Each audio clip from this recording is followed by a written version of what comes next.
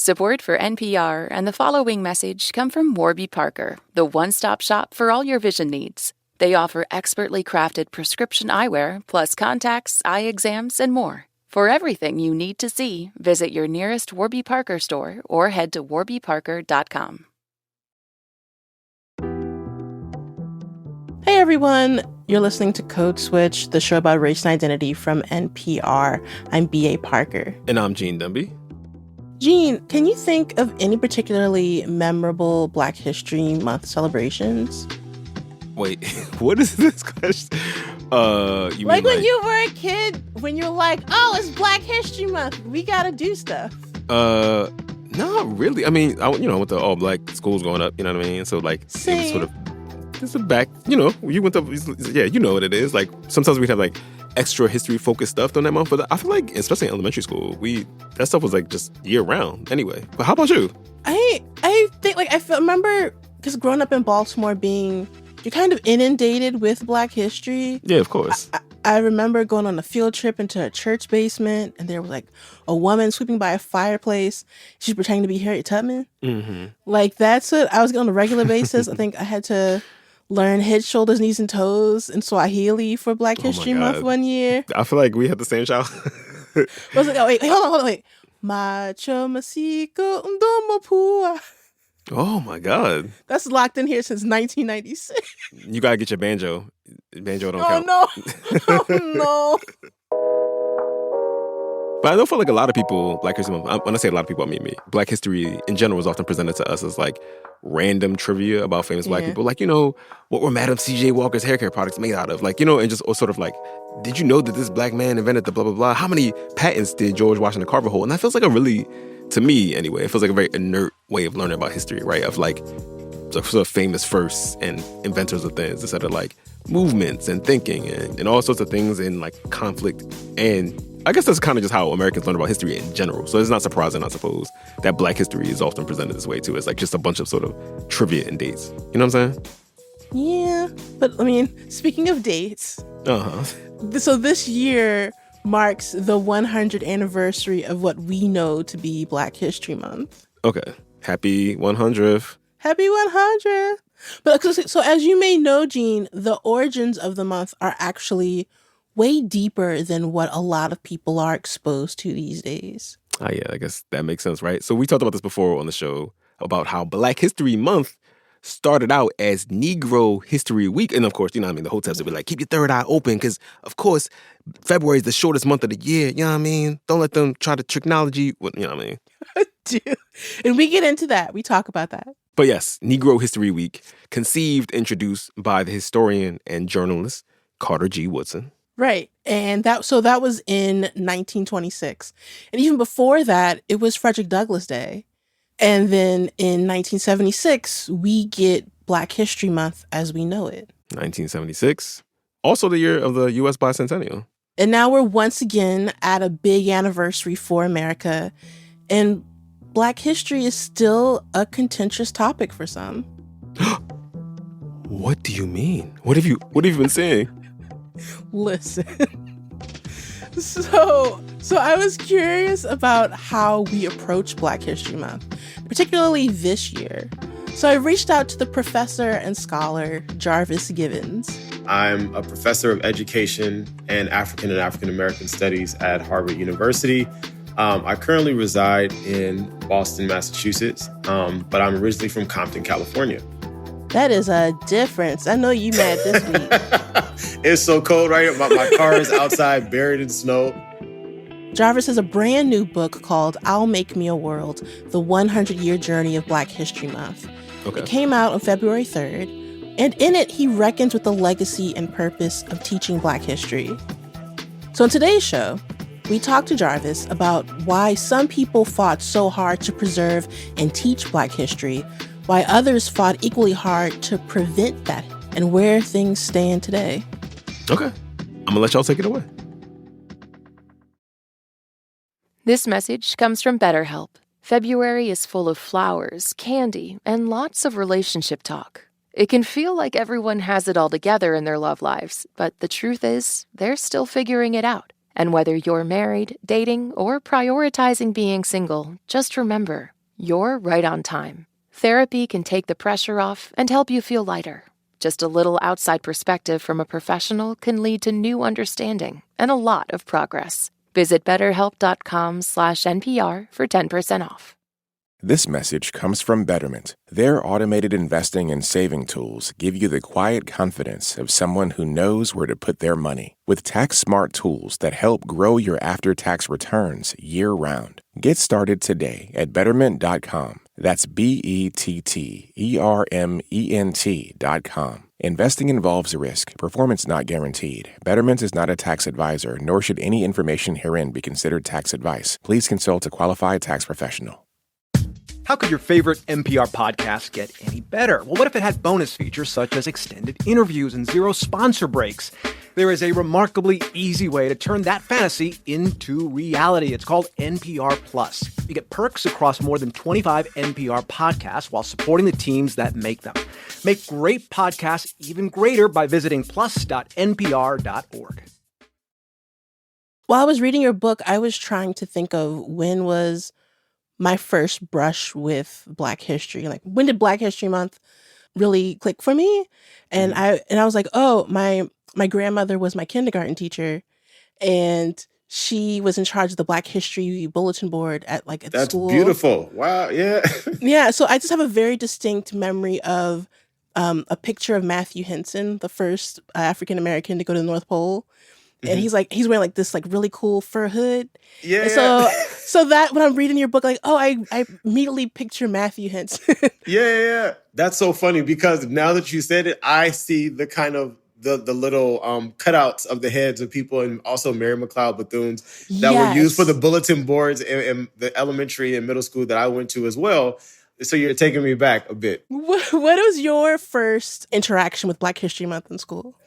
Yeah, it was from the very beginning. My preschool teacher, a woman named Miss Butterfield, she was someone who came to early childhood education later in life, but she was my preschool teacher in 1992.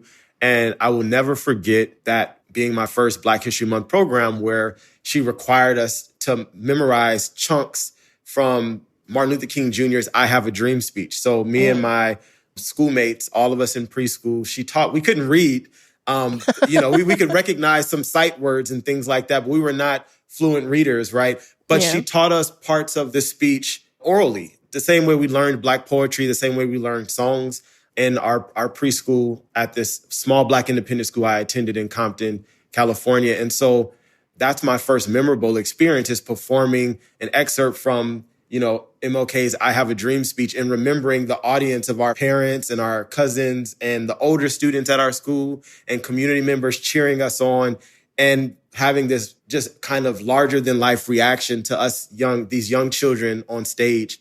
And then every year after that, Black History Month programs were a really big part of the school culture because all of the teachers at the school were Black as well. And it wasn't until recently that I learned that they were all Southern migrants and had been educated in segregated Black schools, where Negro History Week was a regular kind of practice and observance. Yeah. One thing I'm thinking about, so we start with Frederick Douglass Day, and then we transition to Negro History Week. And then in 1976, we get Black History Month. Does the way that the month has evolved to present day mesh with the goals of that initial Negro History Week? Or was something lost in translation? Yeah, I think that there's a multitude of ways that people have carried the tradition forward. And some have kind of deviated from the original intent. Absolutely, especially when we think about the kind of corporatization of Black culture and Black heritage during the month of February. There are some ways in which, when it comes to Black History Month, the history that is presented is a very sanitized version of history, depending on who the audience is and depending on who the people are that are organizing Black History Month events, so that what's presented it doesn't cause discomfort for some audiences, right? And I don't think that that's consistent with what Carter G. Woodson and Black educators at the time in the 1920s and through this period of kind of Jim Crow, when they created this, that they intended, because they were trying to expose communities to more accurate representations of the nation's past, of the world's past, of Black people's past, so that young people who are experiencing all kinds of complicated things in the world around them would have access to truthful representations of history to allow them to analyze those things and to develop an incisive social analysis of the world that they lived in, to understand what's not working right and how these things that are broken and that are perpetuating the injustice that they were experiencing came to be. I feel like you use the word sanitized. Like there's like the Mount Rushmore of Black history tends to be, you've got like Frederick Douglass, you've got MLK, you've got Malcolm X, and then you fast forward to like Obama. And and in my experience, Black History Month can be a lot of celebrating Black excellence, focusing so much on accomplishments and firsts of Black people. Mm-hmm. Do you think we lose a chance to talk about the real nuances of Black history? Absolutely. There's a lot to be learned from studying the lives of men and women of rare achievement, like, Rosa Parks and Martin Luther King Jr.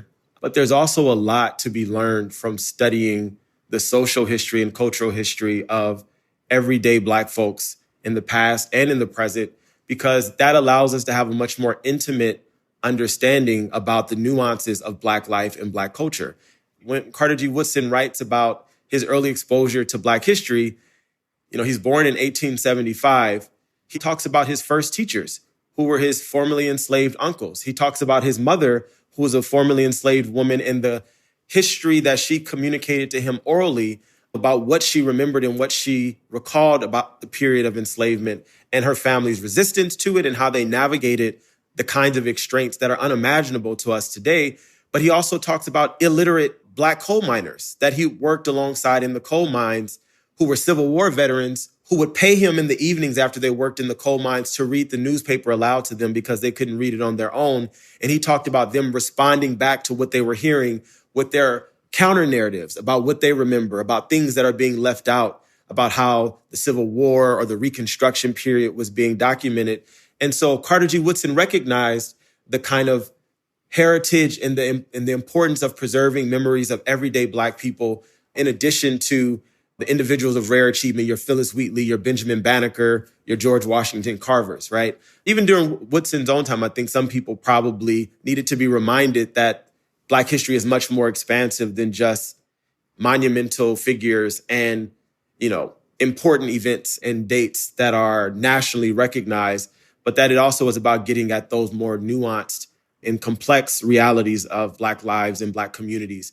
And that studying those things are also important for even appreciating the larger than life figures, where, I try to take these recognizable figures, but place them in the context of ordinary Black communities that they came from, right? So I write about Martin Luther King Jr. as a high school student, with his high school English teacher working with him on a speech that he gave on, quote unquote, the Negro in the Constitution, where he won an oratorical competition in 1944, where he's demonstrating his knowledge of Black history in the Reconstruction period, but it's also in the context of Booker T. Washington High School.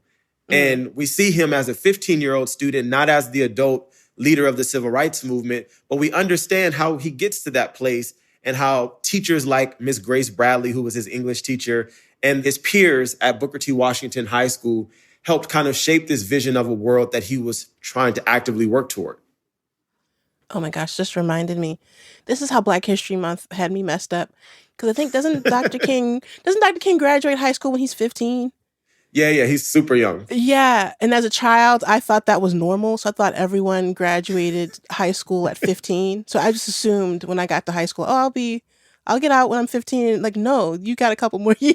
Exactly, right. Oh my gosh. In your book, you use the term Black memory work or Black memory workers. Can you describe what those terms mean and why that was important to you? Yeah. So the language of Black memory work and Black memory workers is one that I borrow from a lot of Black women archivists, people who work in, libraries and special collections in various places, preserving historical documents and historical collections, particularly those related to Black life.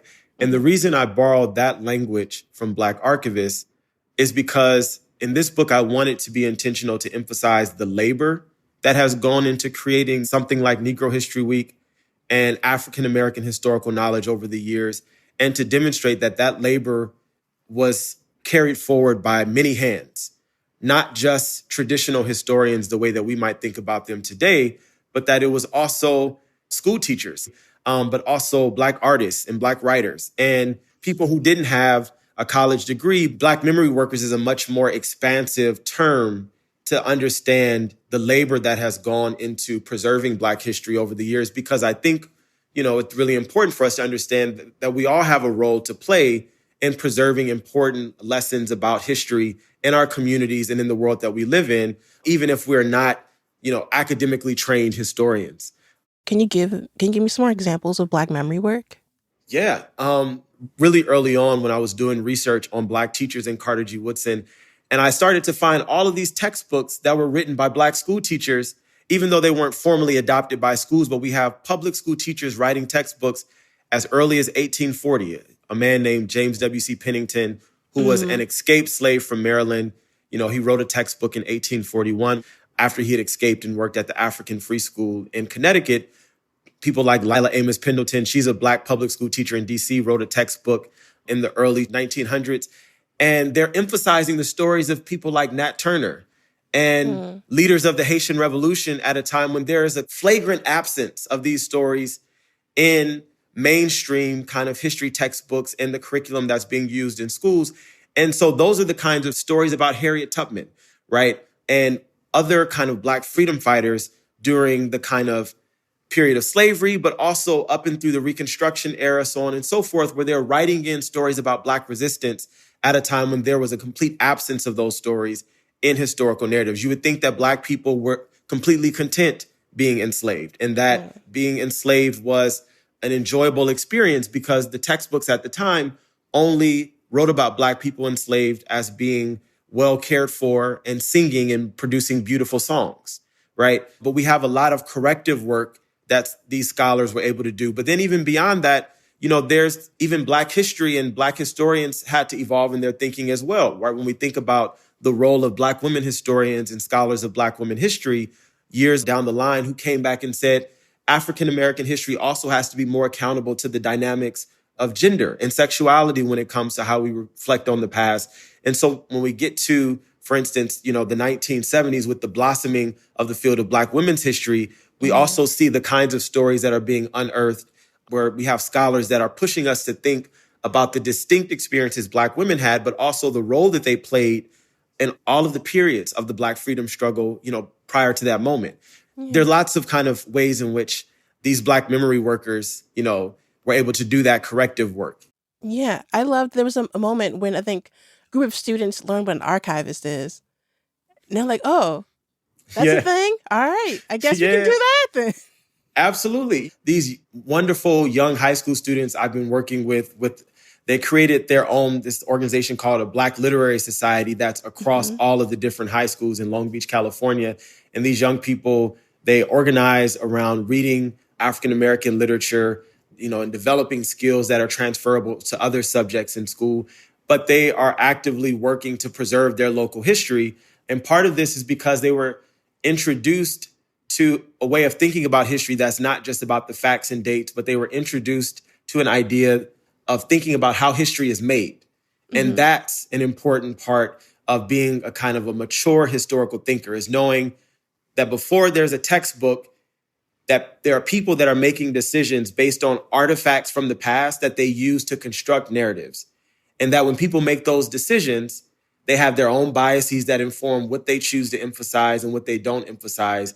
And these are young people who are realizing that, it's important for me to know what an archivist is and to know what an archive is in order to appreciate historical production, to know, how silences are also produced in history. And that's what Negro History Week and Black History Month was about, was cultivating a kind of a more mature historical consciousness in communities and inviting them to participate in telling more honest accounts of the past for their own empowerment and for the world that we are all invested in trying to collectively build.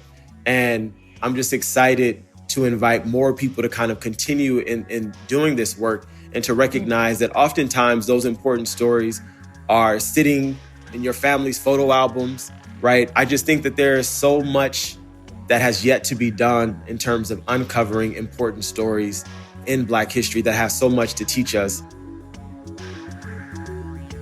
Coming up, we cannot have a conversation about American freedom for 250 years without taking seriously the way that the freedoms that certain people in America have experienced have been at the expense of the unfreedom experienced by so many people in this nation and also in the world.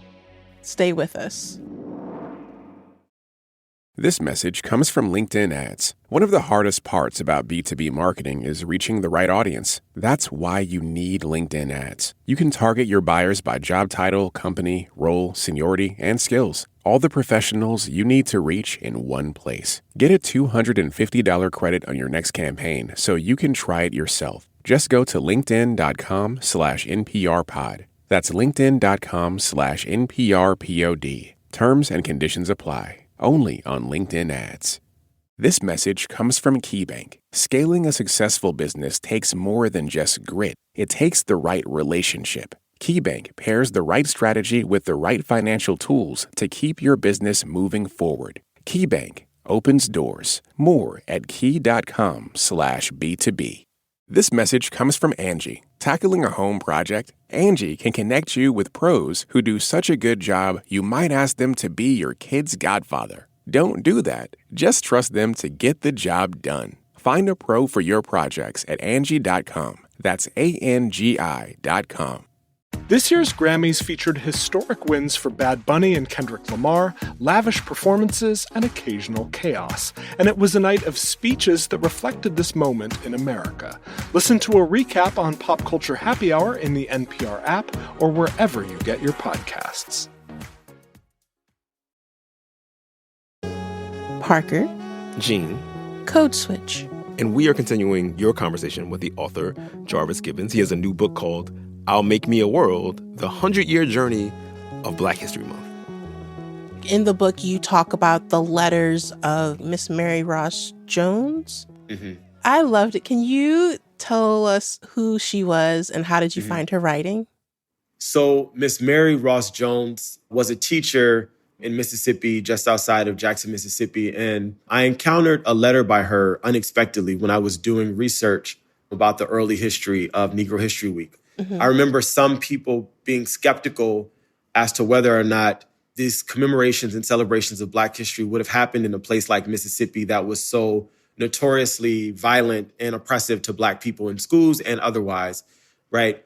But I suspected otherwise, knowing Black people that I know from Mississippi and elsewhere, is that, even if it's not easy to find those records, I suspected that there was a kind of a memory of that. And when looking for that documentation, which I found, I also kind of stumbled across some of these letters by Black teachers where they were writing about things that they were experiencing and the kind of inequities they were experiencing to support some of these legal cases that were being waged to address educational inequality.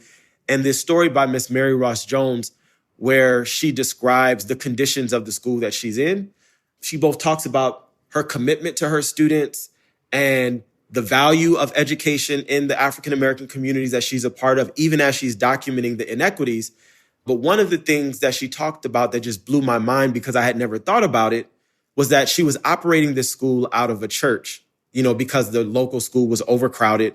And even the church was overcrowded. So they were operating essentially something like 4 classrooms in the space of one church with no dividers.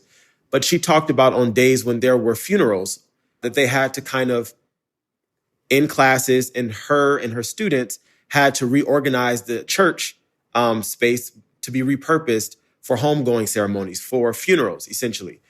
And that detail, that specific, just that everyday narrative of this ordinary teacher and this ordinary community of students just about 10 miles north of Jackson, Mississippi, forced me to think about something that I had kind of not really thought about before. I knew so many Black schools were started in churches, but I didn't think about what that meant from a day to day, right? Yeah. And what does it mean to think about Black education and kind of Black death to be in such intimate relationship with one another in these contexts? And that handwritten letter by Miss Mary Ross Jones forced me to ask a lot of those kinds of conceptual questions and to emphasize why studying these everyday aspects of Black life continue to be important, because there are things that we can learn from these everyday experiences of ordinary Black people about the texture of Black life during various periods in history that we would otherwise lose sight of when we just focus on names and dates and the kind of encyclopedic knowledge that people often repeat when it comes to the study of Black history. Yeah, because those letters were from, I think, like 1949. Yeah. And then that theme that you're kind of talking about that trickles down, I think in your book there's this powerful thread where you talk about the oratory skills you learned during Black History Month, which you later used as a young child at your father's funeral. And if you're not comfortable talking about that, that's okay. But I just thought that was like a beautiful encapsulation of how Black history kind of translates to like our everyday. Absolutely. Yeah, no, I'm totally fine talking about that. My father was killed, just months after that first Black History Month program that I talked about. And I remember, there are these photos of me speaking at my father's funeral, but I'm reciting words that I also learned from that same teacher, Ms. Butterfield. It was a prayer that I was reciting in the space of my father's funeral. But I learned that prayer the same way that I was taught the words of people like MLK, the same way that I was taught the words of various Black poets in the space of her classroom. That gave me the confidence to kind of speak publicly and to kind of begin crafting an identity of myself as someone who was a scholar who could achieve academically, but that also was someone who came from a people with a legacy that we could use as resources in our everyday lives. And so that story with Miss Mary Ross Jones and the repurposing of that church that was also functioning as a classroom, and that relationship between kind of Black history and Black death, right, became a moment for me to make some important arguments about how Black history has always been about valuing Black lives in the past in order to continue to struggle to value Black lives in the present and future, because of the fact that Black people have had such an unnatural relationship to death and dying in the world that we live in because of anti-Blackness, right? And people like Carter G. Woodson, when they were saying we need to learn and we need to continue to preserve Black history, is because they, Carter G. Woodson has this line, there would be no lynching if it did not start in the schoolroom, right? Where he's saying that there's a connection between the devaluing and the denigration of Black life in literature and in history that then structures the way in which Black people are kind of treated and how they experience the world around them. So Black history is always about more than just the details of history, but it's about this, the social world that we live in. And people like Carter G. Woodson were very clear about that. And so that story from Miss Mary Ross Jones and that funeral happening in these schools also became a space for me to then open up this conversation about Black History Month, to think about why the teaching of things about like Emmett Till was so important, why teaching about not just the work that Martin Luther King Jr. did, but also the assassination of Martin Luther King Jr. The same thing when it comes to people like Malcolm X. It's about what they did in the world, but also the things that happened to kind of neutralize and to kind of kill the work that they were doing. And so there's a way in which these themes around Black death are kind of throughout Black history. And in many ways, what the struggle to preserve Black history is responding to. And that essay that you're pointing to that begins with Miss Mary Ross Jones and that ends with me talking about my father's funeral in 1992 as a result of gang violence in Southern California is a space for me to think about that, like the larger stakes of Black history. You write that Black history tends to be surveilled. Can you expand on that? I was just reading about the case in Philadelphia where the names of the enslaved people who were owned by George Washington that were listed at his home in Philadelphia were recently removed. In this particular moment, I think that's an example of the kind of surveilling and the erasure and sculpting out of important details of Black history that's in the present day. And that is reflective of this larger pattern of the kind of erasure and kind of constraining of Black historical knowledge and Black memory work, right? An example, before the first Negro History Week, there's this a newspaper article that I remember reading in the Afro-American, which was a very important national Black newspaper out of Baltimore in August of 1925. The headline reads, Dr. Woodson's Negro History Confiscated. And that article was about a story of a Black segregated high school in Oklahoma that was using Carter G. Woodson's textbook, The Negro in Our History, that he began publishing in 1922. The local white school board decided to inspect the textbook a little more closely. And after reading about Woodson's treatment of the Red Summer of 1919 and the fact that Black people fought back during the race riots of 1919 after World War I, or the fact that he wrote explicitly about the kind of sexual violence that Black women and girls experienced at the hands of white men in the South during the period of enslavement was something that they felt was out of step with what was acceptable to be included in Black history or in history in general. And so the textbooks were confiscated, the teachers were reprimanded, and the principal at that school, his life was threatened, and he was forced to resign, right? So that's an example of the kind of censorship and the kind of suppression that Black teachers were operating under during the Jim Crow period when Negro History Week is developing, in the early 20th century. That's the kind of hostile intellectual environment that they're responding to. And there's a long history of that, right? If we go back, even before Negro History Week, there's a really important text, David Walker's Appeal to the Colored Citizens of the World, that's published in 1829. That's a really, really important Black historical text. But he's advocating for Black people to resist slavery at all costs, even if that means taking up arms. This text is circulated around the South and especially southern cities where there are kind of ports. And that text became forbidden and it was confiscated. You have examples of police breaking into churches to kind of confiscate this text. And this is happening at a time when there are also anti-literacy laws, right? Because of the spread of abolitionist literature, you have texts like Frederick Douglass's slave narrative, right? Part of the kind of circle of abolitionist literature, where there are efforts to kind of restrict Black education because of the potential access to these kinds of texts, right? These are also early examples and precursors to the kind of censorship around Black knowledge and Black history that we see in the current moment. Anti-assembly laws that are also happening, even prior to these anti-literacy laws. We have anti-assembly laws in the early 1800s that don't allow Black people to congregate without kind of white oversight because of what they might be communicating to one another, the ideas that they might be translating to one another. Mm-hmm. And so these are all examples of these kind of the censorship that is a part of this long history of Black intellectual struggle to preserve their stories and to preserve their memories and to offer their interpretations of historical events in the world around them, right? These are all examples of that. And we're seeing new versions of this intersection between race and power in history that's always been a part of the story of like the circulation of knowledge in the society that we live in. Okay, with the 100-year anniversary of Negro Week / Black History Month, coinciding with, I guess, the 250 anniversary of America, how are you able to reconcile those two things?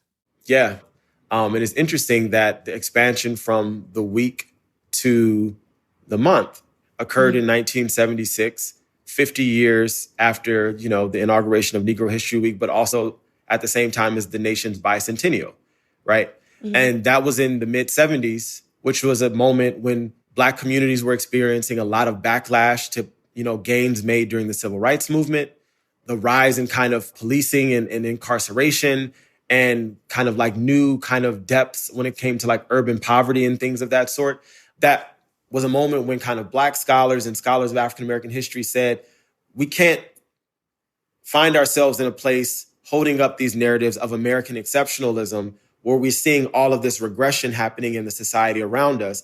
And so the expansion from week to month was an effort to kind of force the public to be more accountable to Black history and to put the kind of work of preserving Black history and Black interpretation of the past in conversation with these narratives around the kind of 200 years of American independence at that time. And I would say that 50 years later, now we're in 2026, we find ourselves in a similar moment of backlash and regression and retrenchment where history is also important. And the centennial of Black History Month presents itself as a resource for us today to say that we cannot have a conversation about American freedom for 250 years without taking seriously the way that the freedoms that certain people in America have experienced have been at the expense of the unfreedom experienced by so many people in this nation and also in the world, right? And Black History Month as a critical approach to telling, U.S. history and world history is an opportunity for us to kind of speak back to some of those, American exceptionalism narratives that are likely to be perpetuated this year. Okay, you've answered this a little bit, but what does the future of Black History Month look like? Is it more intentionality? I would hope so. I would hope that moving forward, we take a moment to kind of pause and reflect and to say that just regurgitating dates and names is not actually honoring what was intended with this particular commemorative holiday, but that there's a lot of action that should be kind of surrounding this work, right? The work of preserving Black history is under attack right now. And so I think there's opportunities for communities to invite young students and community members to actively participate in the preservation and the continuation of this tradition, as opposed to just, watching interesting films or celebrating Black heritage and culture through food and music, so on and so forth. So hopefully there's a way in which there's more action around the way we commemorate Black history, that we study it rigorously, we preserve it, we learn new stories, we add some unfamiliar names to the pantheon of names that we typically tell, and we stretch our imaginations to look in different places for new stories about Black history that can teach us important things about the past and teach us important things about ourselves and where we might be trying to go, and that we kind of emphasize that agency that we all have to help contribute to continuing this legacy and making it even better than it has been and that it currently is today. Jarvis Givens is a professor of education and African American studies at Harvard University. His newest book is I'll Make Me a World, the 100-Year Journey of Black History Month. Jarvis, thank you so much for talking with me. Absolutely. Thank you for having me. And that's our show. You can follow us on Instagram at NPR Code Switch. If email is more your thing, ours is codeswitch@npr.org. And subscribe to the podcast on the NPR app or wherever you get your podcasts. You can also subscribe to the Code Switch newsletter by going to npr.org/codeswitch newsletter. And just a reminder that signing up for Code Switch Plus is a great way to support our show and to support public media, which I don't know if y'all heard, we need your help right now. And you get to listen to our show and episodes of other shows sponsor-free. So please go find out more at plus.npr.org/codeswitch. This episode was produced by Jess Kung. It was edited by Leah Donnella. Our engineer was Jimmy Keeley. And we'd be remiss if we did not shout out the rest of the Code Switch Massive. That's Christina Kala, Xavier Lopez, and Dalia Mortada. As for me, I'm Gene Demby. I'm B.A. Parker. Be easy, y'all. Hydrate. Happy Black History Month, Grand Rising. Grand Rising. There's a lady who says that to me every morning, and I'm always jarred. There's a mother. Grand Rising, brother. I'm like, what's good? She's like, Grand Rising. I'm like, what do I say back to that? You know what I'm saying? Like, Grand Rising to you as well, my queen. This message comes from Lisa. From night one, you'll feel the difference. Premium materials that deliver serious comfort and full body support. Go to Leesa.com for 25% off mattresses, plus get an extra $50 off with promo code NPR. There is a long history of misinformation about autism, from accusations about bad parenting to RFK Jr.'s false allegations that Tylenol has something to do with it. But science is getting closer to truly understanding what drives autism. It looks like there are hundreds of genes that are involved. To find out what the research actually says about autism and what we still don't know, listen to Shortwave in the NPR app or wherever you get your podcasts. President Trump says he wants Greenland for national security. But at least one Trump official has said it's also about critical minerals. Geologist Greg Barnes knows these minerals well. I just couldn't believe that something of this size and quality was sitting out there. On The Indicator from Planet Money, is this really a land of untapped natural riches? Listen on the NPR app or wherever you get your podcasts.